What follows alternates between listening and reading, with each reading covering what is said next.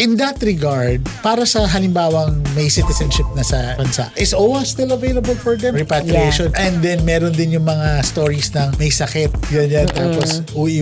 Bigyan nyo nga lang kami ma'am ng idea, bakit ba parang very helpful ang OWA dito? Kasi didiretso ko na. Kasi this is about money, manifesting. Magkano ba yung inaabot ng ganyan? No, For $25 For diba? 2 years pa years. yun. Yes. Sobrang mura. It blew my mind nung naisip ko. TNT, overstayers na Pinoy.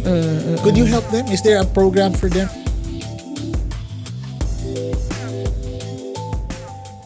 Kamusta? My name is Manong George and I've been here in the UK for over 15 years. Katulad ba kita na isang OFW na nangangarap ng mas magandang buhay? Well, itong podcast ay para sa inyo. Kasi dito sa podcast na to, pag-uusapan natin ang pera in a positive light. Dito kakausap tayo ng mga guest na may magandang diskarte para tulungan tayong umangat sa buhay. Kasi lahat tayong mga nag-abroad, malayo na, pero malayo pa. So again, come and join us here in this podcast, Manifesting with Manong George. Manifesting with Manong George. Of course, nandito si Miss Sheila. Pero, Miss Sheila, po bang ginagawa ninyo? Kailangan natin malaman. Who is Miss Sheila po? Miss Sheila May Aguilar. Yan, kinumpleto ko na. Ayan pa. Pagdating sa work. Yes, opo. Yeah. So, I am the welfare officer of the Migrant Workers Office and the Overseas Workers Welfare Administration here at the Philippine Embassy in London. So, currently, I am also the officer in charge of the Migrant Workers Office. So, ano ba ang ginagawa ko? Yes. When my friends would ask me that question, di ba? Or people would ask me that question, I would always say troubleshooter.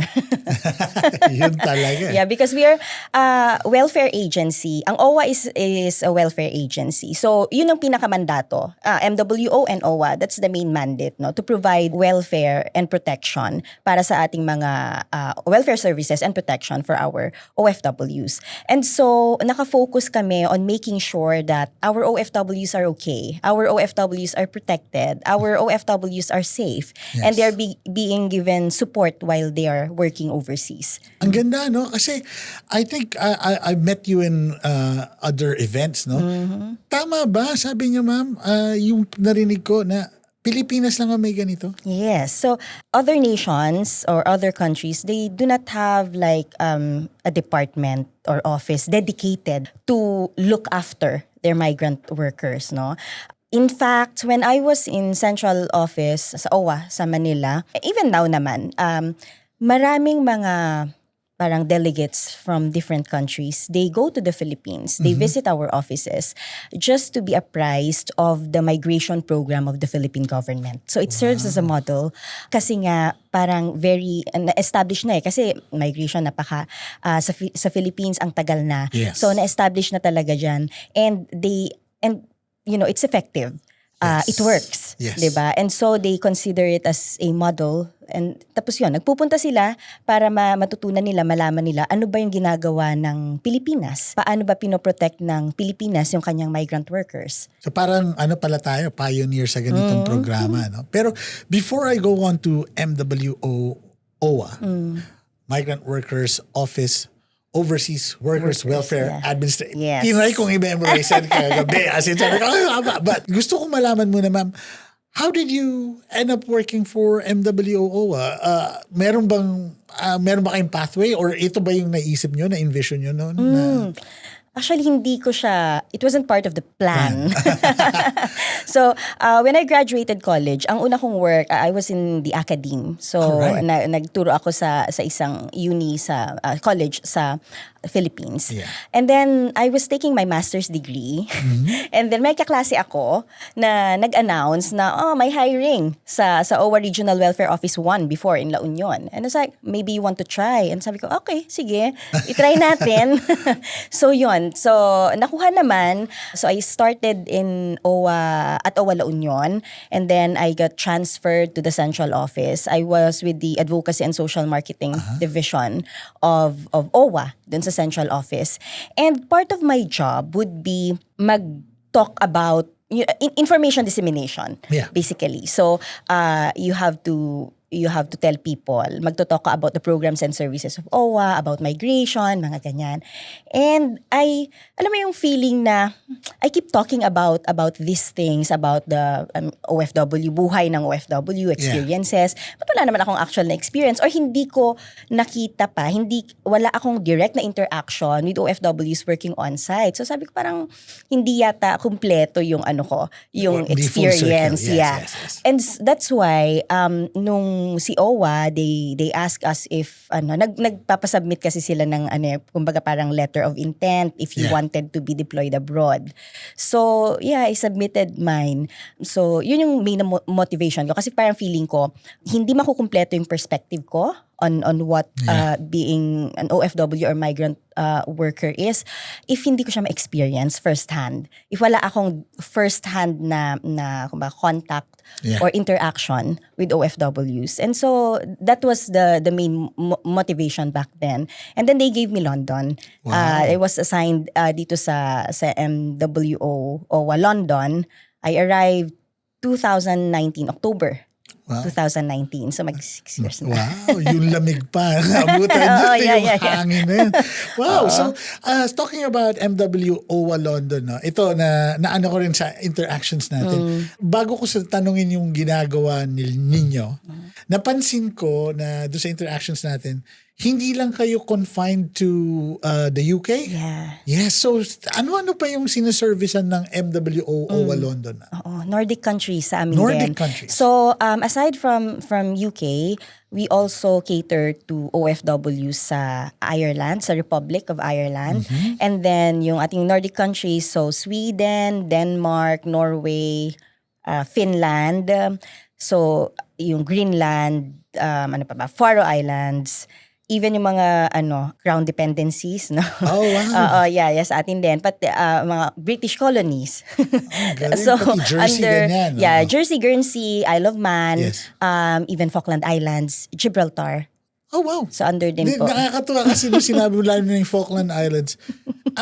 Sa kabilang side yun, Yeah, di ba? yeah, South yeah, of ng Argentina yan, nasa may South Pole na yan. So under pa din siya ng jurisdiction. Ay, nakakatuwa doon. May Pilipino pa rin doon. Yes. Unbelievable. Ang galing.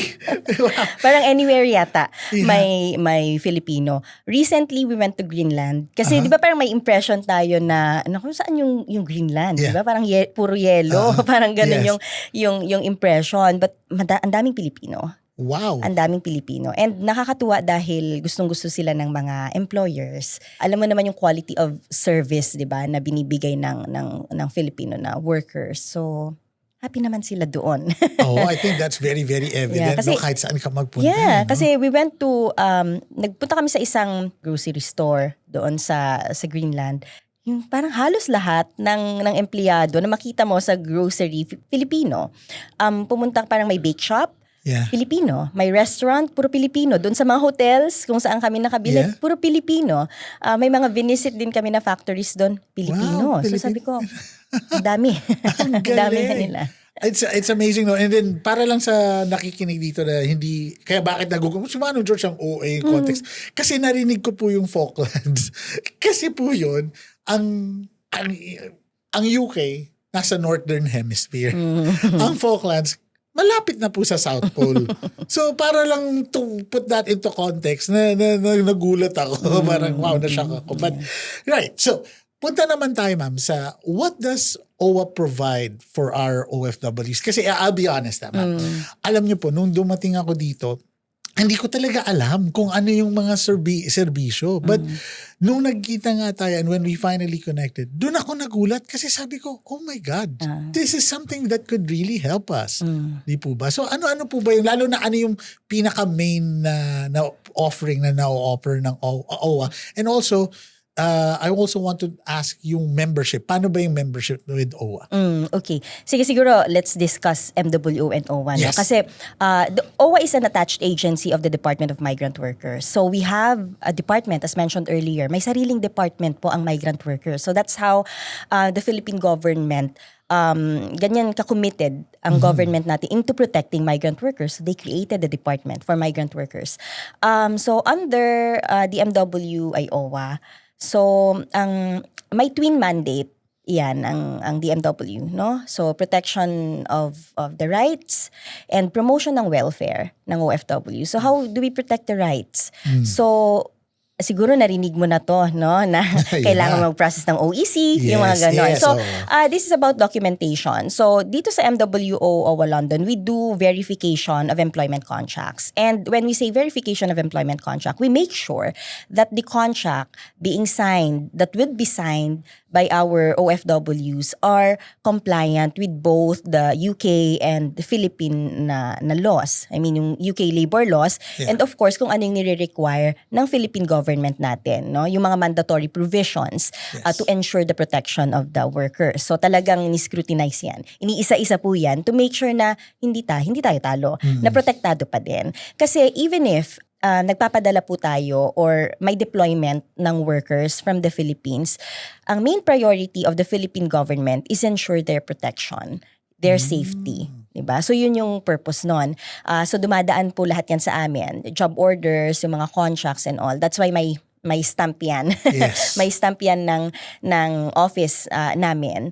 And then, doon sa Philippines din, yun ang issuance ng Overseas Employment Certificate. So that is the exit pass. Yun yung pinaka-exit pass. So if you're leaving the country with a work visa, hindi ka makakaalis niyan kung wala kang OEC, Overseas Employment Certificate. Kasi that's a proof that you went through the process na verify ka, na document yung pag-alis mo. And then on-site, 'di ba, may mga programs and services pa din naman to protect yung ating mga workers. So basically this monitoring, no, kapag may mga immediate na kailangan, like nagka-problema with the employer, for example, or nagkaroon ng na-diagnose with some kind of disease, mga ganyan. So we help, no, we provide assistance, kaya kami nandito para meron pa din kahit on-site na may mangangalaga sa kanila.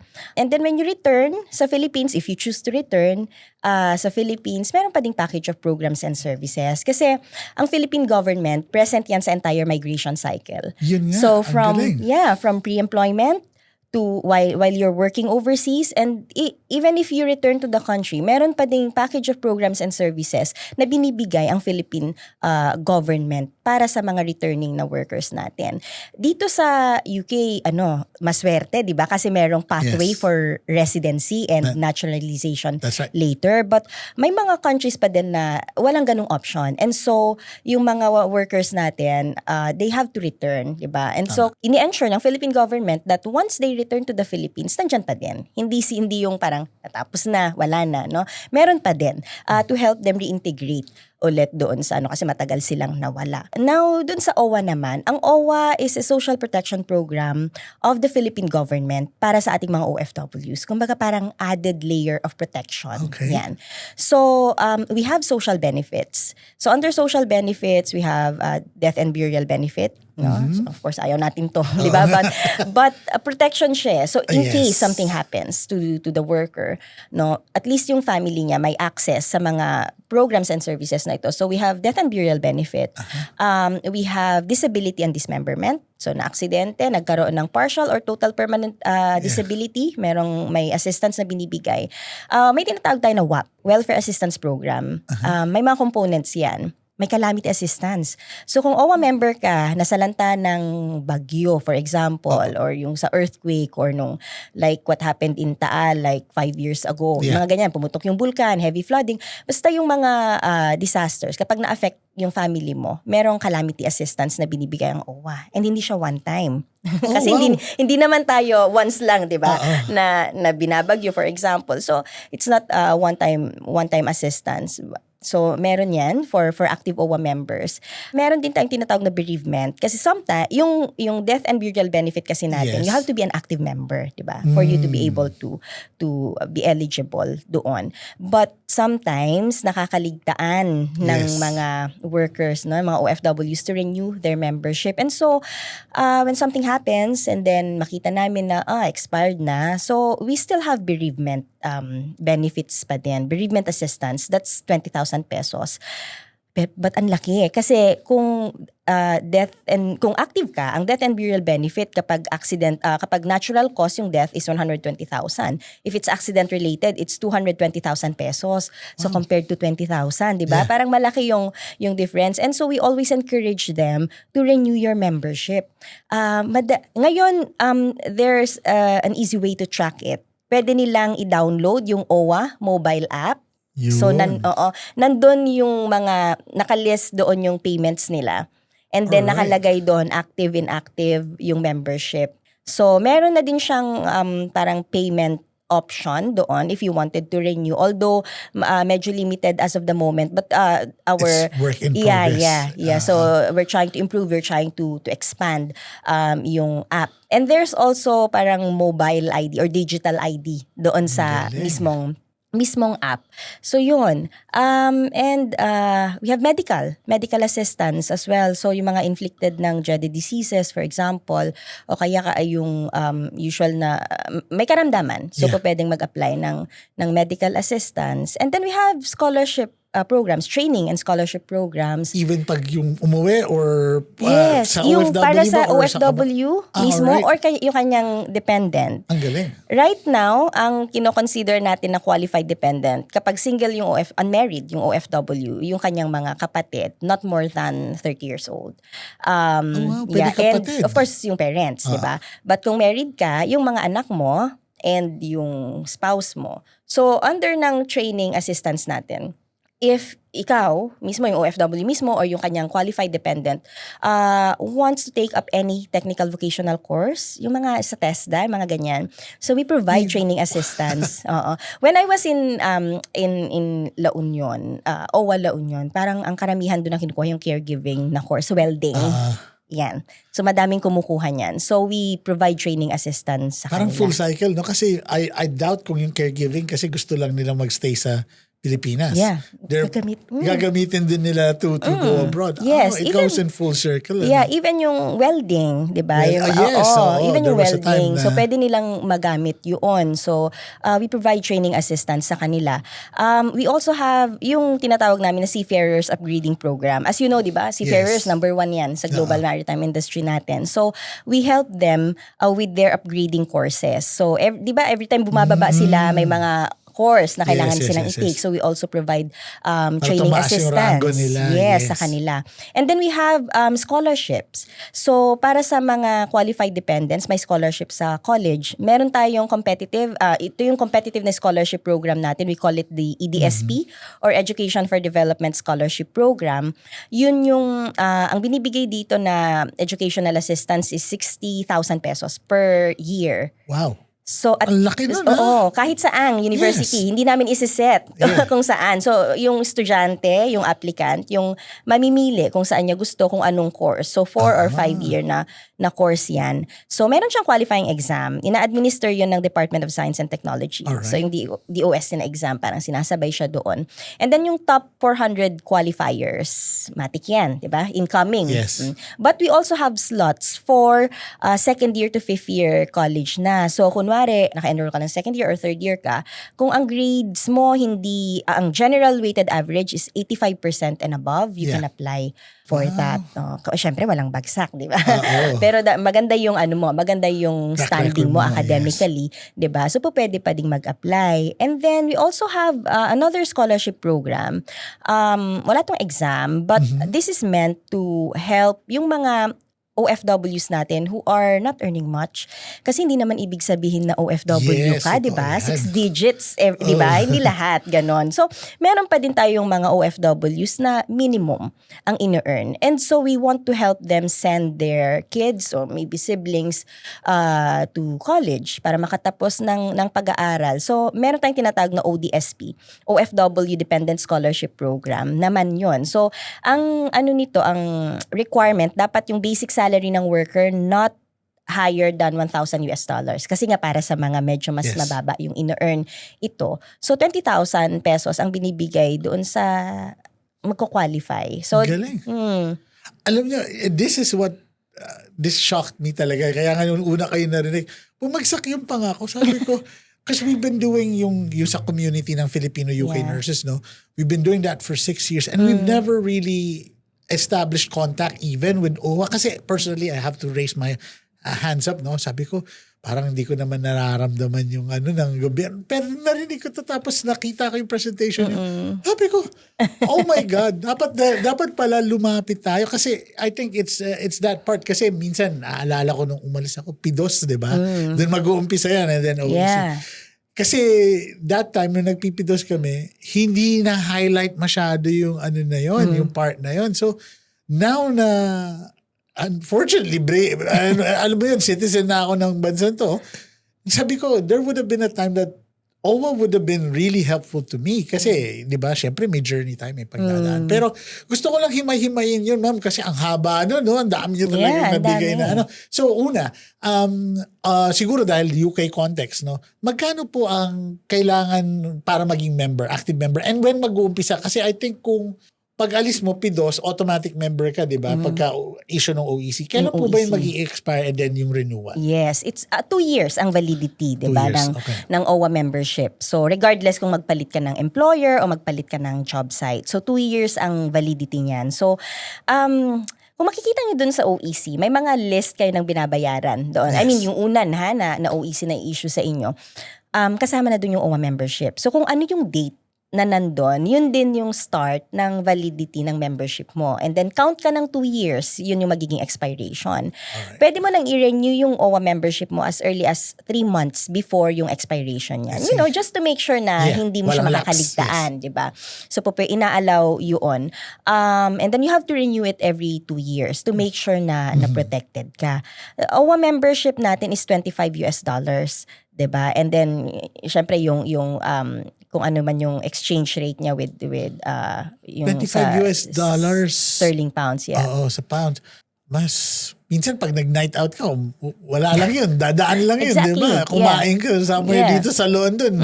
Ano ba yung, sabi mo na in pounds yun, no? Yung 25 pounds. Sandali lang yun. Parang 2 meals lang. Exactly. Oo. Diba? Pero good for 2 years, no? Yeah, that's good for 2 years. Kung tutuusin, wala pang 1 pound yan every month. Diba? Yeah. So, yun. And then, protected ka na ng 2 taon. Yung iba, parang nangihinayang, no? Yes. Nangihinayang. Yes. But then, Narinig ko yan. come to think of it, I mean, $25 protected ka for 2 years, diba?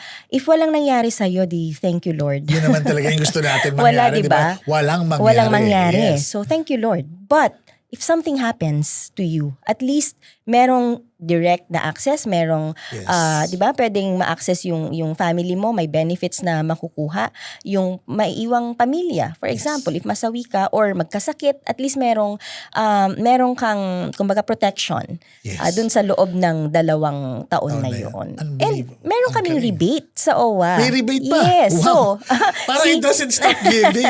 Galing ah. Yes, kasi parang doon sa OWA Act, no, sa OWA Charter, mandated yan to provide rebate. So, ibig sabihin, kung yung member, long-time member ka, say 20 years ka ng member, 15 years, 20 years kang member, and wala kang na-avail na any program ng or service ng OWA, then you're entitled to a rebate.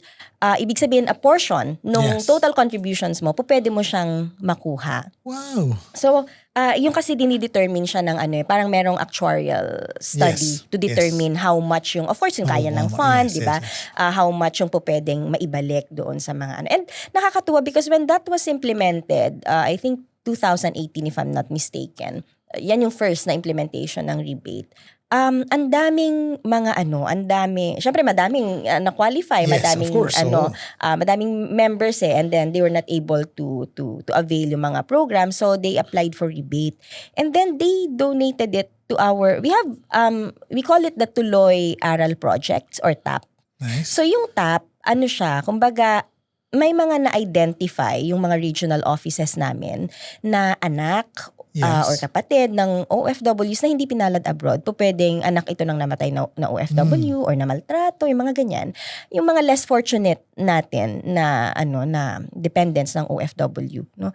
Tapos nagiging scholar, nakaka-receive sila ng parang educational assistance from, we call it parang foster parent. So kung may mag-sponsor. Sponsorship. Yes. So, ang galing. oo, dito sa UK, ang latest na nag-sponsor ng scholar, if I'm not mistaken, parang 6 yata ang in-sponsor nila, is yung ELG Empowerment Learning Group na Filipino community, Filipino group dito. So they sponsored parang 6, if I'm not mistaken, na yun, mga less fortunate na anak ng OFWs. Para to help them doon sa kanilang pag-aaral. I think si Spain, nung nandun ako sa central office yan, parang I remember receiving I remember someone or a group from Spain na nag-donate din ng ganyan. Yung mga iba naman individual, kunwari ikaw, for example, gusto mag-sponsor ng isang scholar doon sa Philippines, po pwede. We have my profile, so you can actually pwede mo pampiliin. choose. So hindi yung parang nagbato ka lang ng pera, Yes, hindi ganun. Yeah, hindi. May profile talaga yan. And then, of course, documented. Everything is documented. We make sure na yung whatever it is na ibibigay mo doon sa bata, no, sa estudyante, mapupunta talaga sa kanila. And nakakatuwa kasi nagbibigay yan ng thank you letter. Yes. Papadalhan ka pa ng copy ng grades to just to let you know that they're doing good sa school. So yun. So meron ganon. And yung rebate before, may ganong option kasi, donate to tap. Ang daming nag-donate. Oo, kaya sobrang dami ding So natulungan. it comes around talaga. Dito lumalabas yung opportunity to help din. Hindi lang pang sarili. No? Ang galing. Pero ito ma'am, tanong ko kasi yun nga nakwento ko kanina.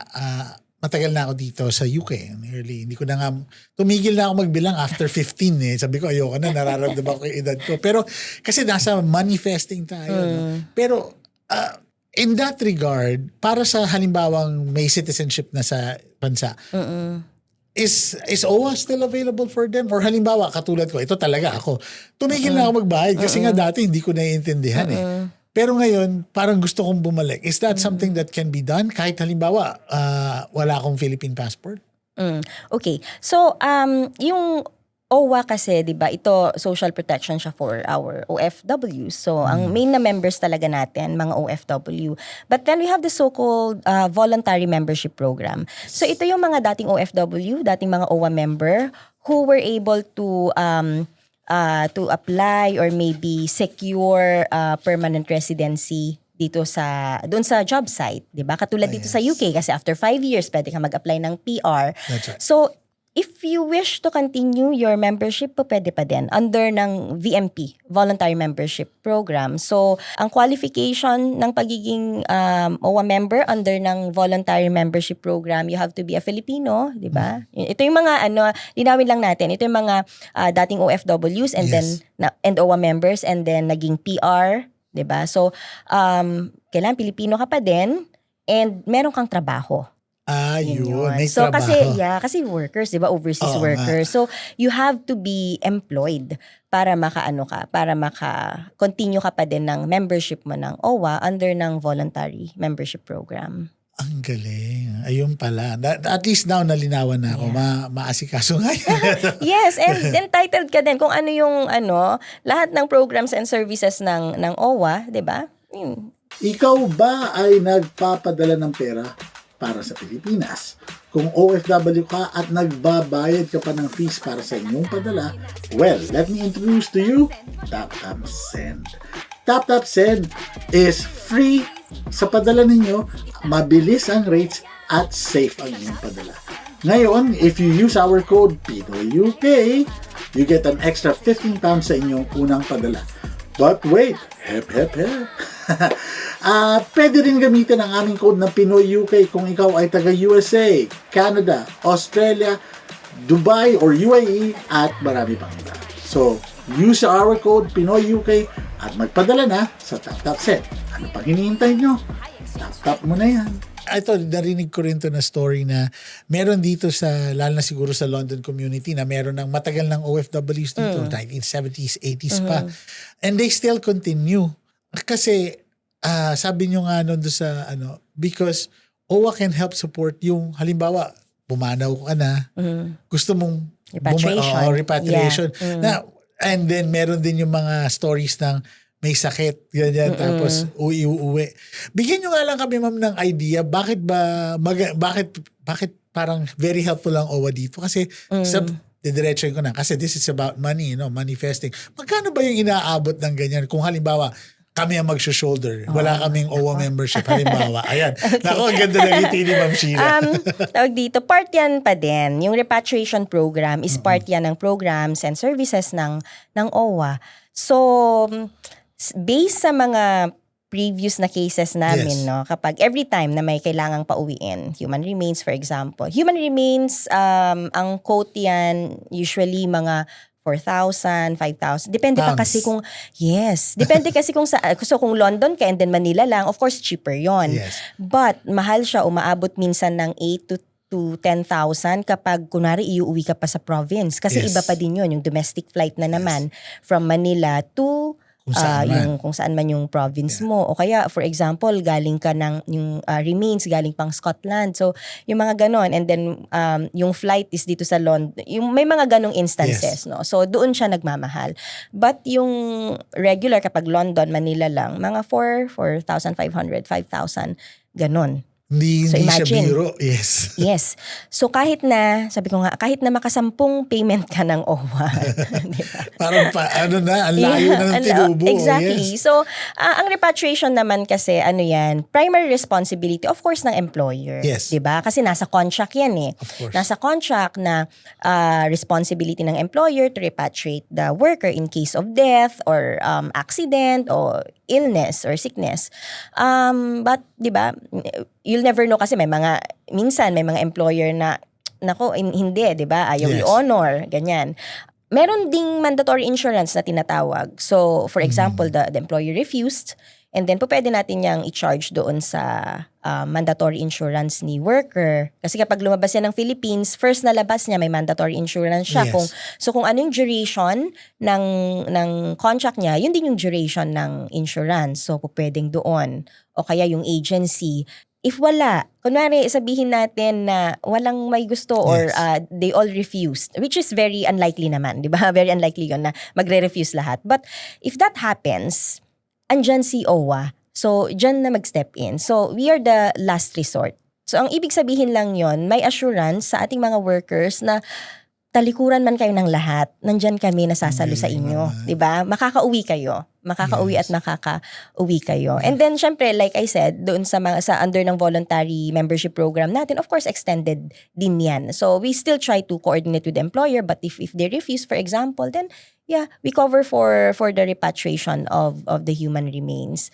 And actual experience, kasi mag-6 na taon na ako dito. So parang hindi ko na mabilang kung ilan yung napauwi natin.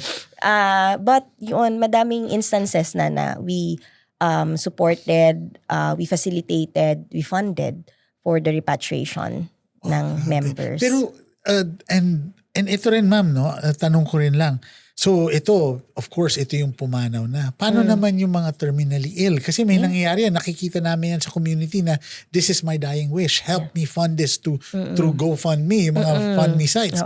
Magkano ba yung inaabot ng ganun, ma'am, para maintindihan lang natin? Depende. Kapag medical cases, medical repatriation, different kasi yan eh. Hindi kasi kapag may medical condition ang worker, especially yung mga terminal cases nga na hindi na kayang bumiyahe as a regular na passenger. No? So, nagpo-fall siya under ng medical repatriation. So, it still depends doon sa condition, yung actual condition ni worker. May mga iba na special assistance, kunwari wheelchair assistance lang siya. But, di ba, kailangan sa plane, dapat medyo nakahiga siya. May mga ganon. So, yun, pwede siguro doon yung business flights kasi pwede kang mahiga talaga. And i-assess din kasi yan ng doctor kasi magbibigay nga sila ng clearance. So, kung kaya mong mag-sit upright, kapag take off and then landing, so pwede. May mga iba din na cases na stretcher. Ibig sabihin, all throughout the flight, kailangan nakahiga. So, imagine kung ilan yung, yung seats na i-occupy nun. So, mas mahal yun. May instance din na hindi na tinatanggihan na ng commercial na sobrang lala nung condition. Yes, nangyayari yan. Sobrang risky to fly commercially. So tatanggihan niya ng commercial airlines. Hindi sila magbibigay ng kumbaga clearance na Yes. na hindi nila i-accept sa flight. And so may instances na ang only means para maiuwi siya is air ambulance. We did that. Wow. And parang feeling ko yung levels na 2024, sinasabi niyo, pamahal ng pamahal. So, kung sabihin na natin, nasa ang range yung air ambulance halimbawa. Ang air ambulance, we had 2 na instances na ganyan. Parang around 50,000 pounds. Pounds. Wow. Depende pa kasi yan kung saan iuwi. Saan pa? Yes. So kung Manila, of course, it would be cheaper. But if province, mas mahal. Yes. But yun yung range na 40,000-50,000 pounds ang air ambulance. Kasi imagine may medical team ka. Kayo lang nasa aeroplano, di ba? May medical team ka doon, parang may kasi all-in naman na yon. Yes. Provide. Depende, i-assess kasi nila yung condition ng patient. Kung kailangan lang ba nurse or kailangan may doctor na kasama. So usually may doctor and then 2 nurses, mga ganyan. Just to make sure na okay siya. Especially kapag may mga kailangang i-administer na medicine, Yes. 'di ba, doon sa patient, Talagang yung mga ganun. continuous medical care on flight. Ang galing. To make sure na makarating siya of course ng maayos. Yes. Doon sa And kasi yung mga hinihiling nila. Kasi why I ask this, and sorry baka nalulungkot na yung iba. Lungkot na ba ng pinag-uusapan? Because this is real, no? Kami, we've had this community for about 6 years and we see this, no? Na ayun, GoFundMe, and again, yung una sabi natin, dapat may insurance, ganyan. But we forget, OWA is always there. Yeah, You know? yeah. Ang ganda pala. No, For $25. Diba? For 2 years For 2 pa years. yun. Yes. Sobrang mura. Hindi ko nga, alam mo, it blew my mind nung naisip ko. Sabi ko, bakit hindi natin yan sinasabi? Dapat natin yan pinopromote. Kasi ito talaga tunay and mandated by the government. Kumbaga, you can't not but help. Yeah. Diba? Yeah, we cannot refuse. Yeah, exactly. Walang Diba? hindi pwede. Oh, speaking of, na ito naisip ko, ma'am. Paano naman kasi nangyayari to? Yung mga, sabihin na natin, hindi ko na itatago, TNT, overstayers na Pinoy. Could you help them? Is there a program for them as well? Or? Kasi kasama especially, mas na-strengthen yung protection for them when the Department of Migrant Workers was created. So, Yes. nung nagkaroon ng DMW, kasi meron ding funds na bigay ang ating gobyerno to assist even yung ating mga irregular na workers. Wow. So yes, merong assistance. Madami dito minsan no na yun nga nag-overstay and then they Yes. stayed for like years talaga. And when you ask them, why didn't you go home? Ang sasabihin, of course, I have to provide for my family. Yes. So, 'di ba? Ano 'yan kumbaga parang natural 'yan sa atin, 'di ba? Yes. Kailangan mong mag-provide for your family. And so they took the risk. And then darating din talaga din yung time na kakailanganin nilang umuwi. Yes. They would decide to go home. The UK government, may ino-offer din naman yan. May ino-offer siya na assistance for them. But the Philippine government, meron din. So they would come to us, gusto ko na pong umuwi. Ganyan. So yung repatriation. Natutulungan niyo pa Yes. rin. And then, pagdating doon sa Philippines, may mga mechanisms pa din naman. May mga programs pa din yes. to help them reintegrate nga kasi nga syempre matagal na nawala, but yes, kasama siya sa mga sa tinutulungan So ito natin. yung parang nakuha ko dito, no, yung OWA is there from pag-alis, yung full cycle nga. Yeah, full cycle. Even halimbawa, dapat tapos na yung cycle mo dito, ay umusog ka pa. Nagdagdag ka pa ng ilang taon, whether that's 1, 2, 3, 5, 10, 20 years, andun pa rin. Ang galing, ang ganda.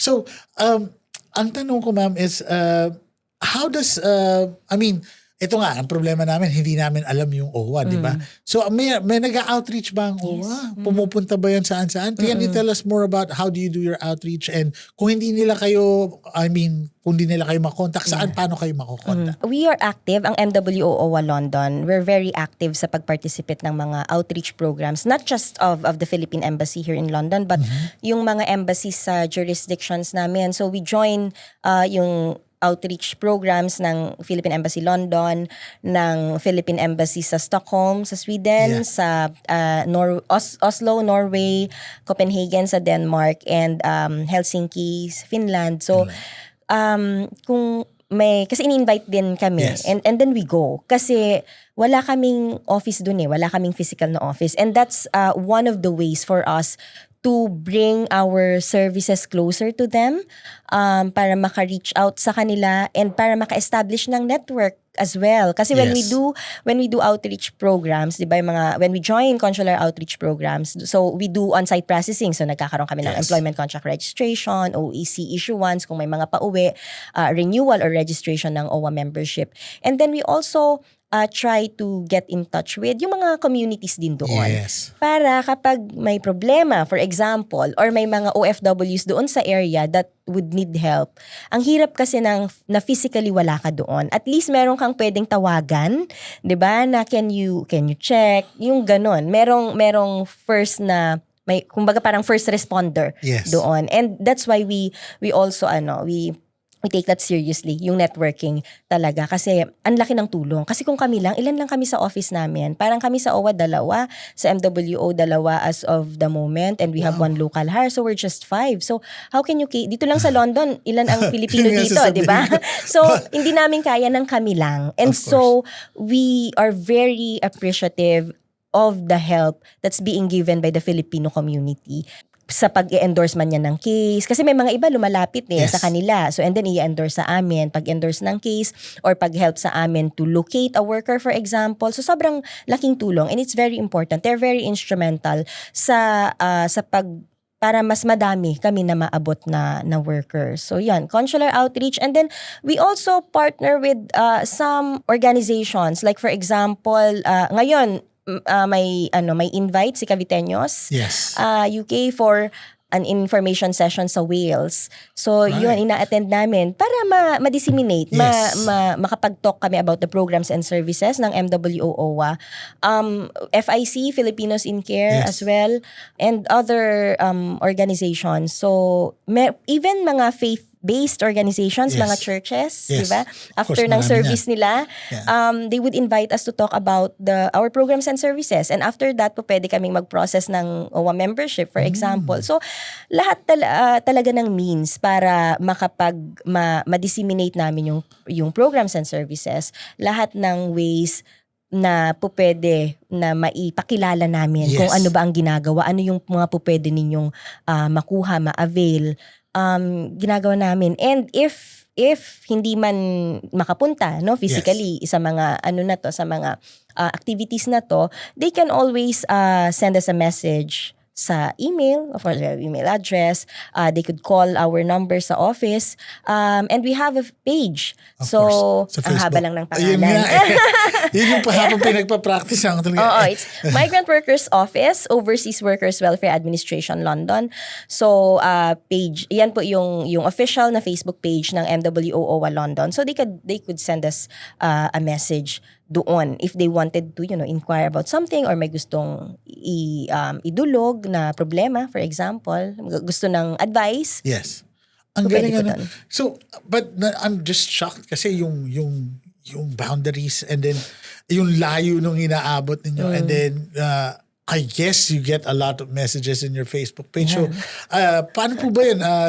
Would they expect na instant or syempre mayroon ding lag ng kaunti yun? Yes, oo. Kasi as mentioned, medyo konti kami.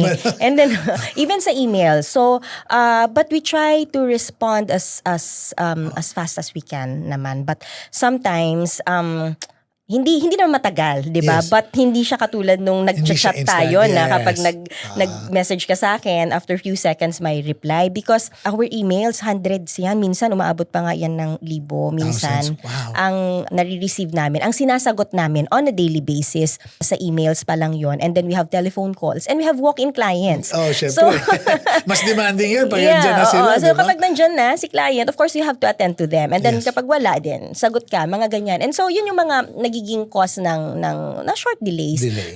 sa response. Ang phone namin para siyang call center talaga. Hindi siya tumitigil. Hindi siya tumitigil. And so sometimes they feel na, you're not answering the phone. But it's not that we're not answering kasi may kausap pa kami sa Yes, kabilang line. And so, kaya hindi pumapasok mga ganyan. Ganon din sa page, for example. Yes. So, but like I said, we're really doing our best. Even Of course. ko kapag gabi na, or di ba, Parang imbes na, 24/7. alam mo, di ba, sabi ko nga, imbes na, di ba kapag gabi, nagre-relax ka na, di ba? So, nakipag-chat ka with your friends and biglang parang kami, papasok. kami ang chine-check namin yung inbox ng Yes. ng page. Kasi of course, we wanted to respond to the messages na nandun. Ayaw naman namin na may makaligtaan. And you'll never know kasi baka urgent, di ba? Yes. Yung concern. And so, we try to, monitor namin yan and we respond as fast as we can. May mga, minsan, lang din talaga, tawag dito, may mga cause lang ng delays, but again, like I said, we try our best na makapag-respond right away. Parang parang na kayong halos emergency room. laging nandyan. Pero this is really, for me, I really wanted this may pasok dito sa pod kasi I think it's one of those things na ako personally, I really felt na yun nga, hindi ko to inalam or isinantabi ko. But to be honest, it's really something that would help everyone. And sinabi nyo nga, para lang kay starting five, walang bench player. So, you need the help of the community to spread the word. Yes. And to act as siguro first aiders and then pass it on. Kasi yun tayo no? Ang bayanihan spirit, hindi lang yan sa Pilipinas. Umaabot hanggang dito. So, it's very good. So, I'm really, really thankful that pinaunlakan nyo kami, ma'am. No? So, for our listeners, ano po ba yung sabihin yung first steps? Kung hindi sila sure kung paano, how would they start? Kung halimbawa, nag-lapse na. Ayun, nasabi nyo na kanina, pero siguro this is the time to promote, again, paano kayo makukontact. Yes, okay. If you're talking about membership, no, yung renewal of membership, of OWA membership, for example, you can send us an email. Actually, available siya sa website ng Philippine Embassy Yes. London. So, you can download the form. Kasi Yeah. ang kailangan lang natin to register or renew your OWA membership is our form. Yeah. Di ba yung application form natin, yung copy ng valid na Philippine passport, yung residence permit, and any proof of employment. So it could be your contract or certificate of employment, yung payslip mo or yung P60, di ba? Or company ID. So anything that will prove na ikaw ay merong trabaho. Di ba? So yun, proof of employment. And then of course yung payment natin. Yung iba pumupunta sa office, Yes. so nagre-renew doon in person. May mga iba naman, like for example, taga Wales or Scotland, no, and other parts na hindi ganon, hindi malapit Yes. sa opisina. So they could do it via email. So they just send all the documents sa OWA membership at gmail.com, OWA membership UK at gmail.com. So, isend lang lahat nila doon and then we'll provide further instruction. The payment would be via bank transfer sa aming business account. Yes. So, hindi mapupunta sa amin. Yeah, wala, So, nasa walang business ganon. account yan. Nakapangalan sa OWA. So, yun yung iba-bank transfer na lang nila. Same with MWO. For example, may mga nag-change ng employer and then they Yes. wanted to register their contract, pwede ding isend na lang nila yon via email. Yeah. Kasi kailangan nila yon. You know why? Kasi, say, ako na-deploy ako 2023, for example, OFW nurse, di ba? Sa GUYS. Yes. Yung unang deployment ko. And then, nag-change ako ng trust after Yes. 2 years.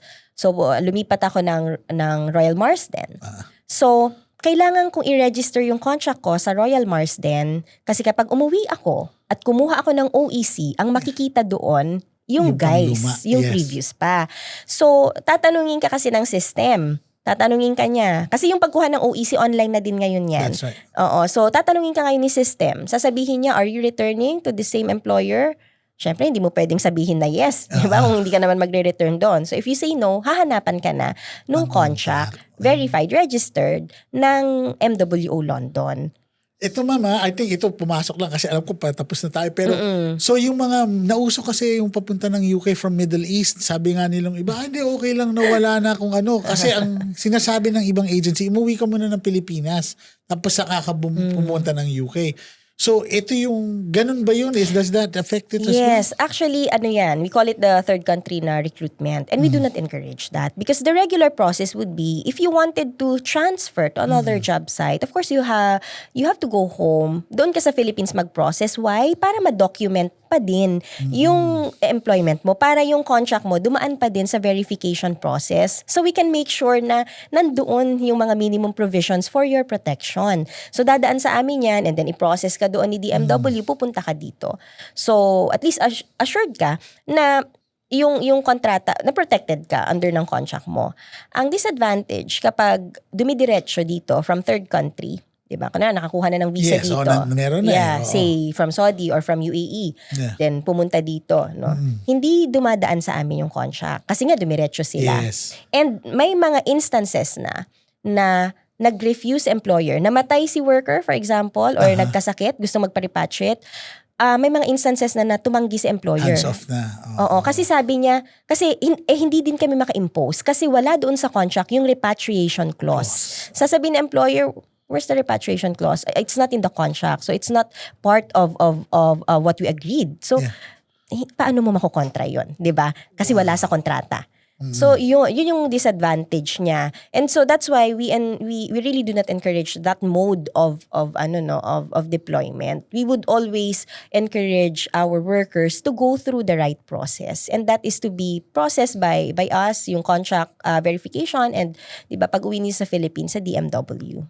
Grabe. Ang dami kong natutunan today. I mean, and to be honest, this is a real eye-opener for me. And siguro dun sa mga listeners natin, lalo na yung mga community leaders, they could really pick up something here and maybe encourage their own community members na, uy, tara, mag-register tayo. Yes. So, finally, ma'am, ito, kasi lahat ng guests namin, tinatanong namin about manifesting. So, bigyan ko lang kayo ng background kasi manifesting was born out of malayo na, pero malayo pa. Pero ang isa, kasi OFW, malayo pa. Pero pagdating natin sa abroad, ang isa sa pinakamahina tayo is pera. But, I have to be honest. No, it's something very important. So, and so we named this manifesting because either way, kahit itong OWA pinag-usapan natin, isa sa mga sticking point is yung membership na 25 pounds, $25 di ba? Nakakatawa. But for you, ma'am, ano ba sa inyo personally ang manifesting?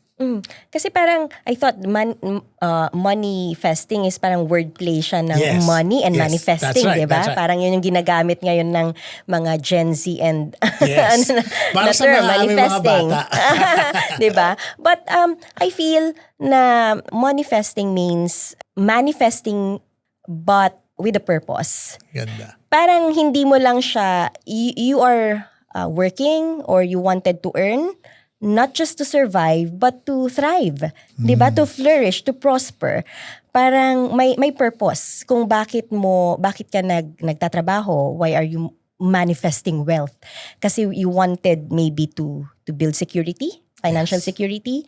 Maybe you wanted to build a dream, diba? For your family. You wanted to build a future. Alam mo yun, and something na meron kang nilulook forward to, yung someday you do manifesting because someday you wanted to return to the Philippines, 'di ba? Yung parang hindi mo na option or hindi na necessity kumbaga yung pag-alis mo to provide a better life for your family, but you can actually go home and say na ito yung na-achieve ko, 'di ba? Ito yung I was able to give my family a better life, better future dahil nga dito sa pagtatrabaho ko abroad. So yung hard-earned money mo, laging may purpose 'yan. And like I said, the purpose is not just to yung make ends meet, yung day-to-day na living mo, but may something ka na nilook forward yung long term. And that is, like I said, building security, a dream, a future. For not just for you, but for your entire family. And who knows, di ba? Makatulong ka din sa community. By how? By maybe magkaroon ka ng business doon, and then you are able to provide employment opportunity doon sa community mo. So, yun. I think ang ganun ko siya tinitignan. Ganda. So, there's always a purpose. And dapat ganun yung mindset. Tama. Alright. Maraming salamat, ma'am. And yeah, thank you po. That's Maraming it. salamat, George. Thank you for yung opportunity Ang ganda to nga po eh. to discuss sa iyo and of course to your viewers yung programs and services na pinoprovide ng MWO OWA London. Itong podcast natin to, hindi mangyayari kung wala tayong tulong sa napakaraming tao.